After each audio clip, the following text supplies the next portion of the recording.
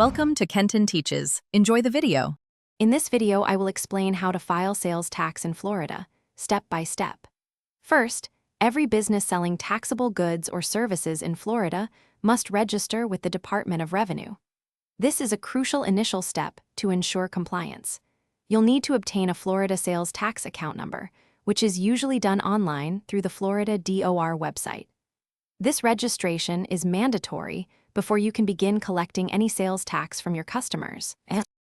Once registered, you'll begin collecting sales tax. Florida's general sales tax rate is 6% statewide, but remember that some counties might have additional discretionary sales surtaxes. It's important to collect the correct amount from your customers at the point of sale. Maintaining accurate records of all your taxable sales and the amounts collected is absolutely essential for proper reporting later on. Now, let's talk about filing your sales tax returns.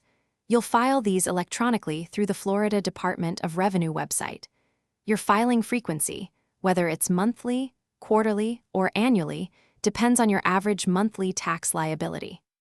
Returns are generally due on the first day of the month following the reporting period, but you have until the 20th day to remit payment without penalty. Finally, it's time to remit your collected sales tax payments.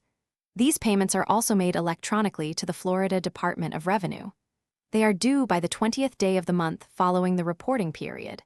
It's crucial to file and pay on time, as late payments or filings can lead to penalties and interest.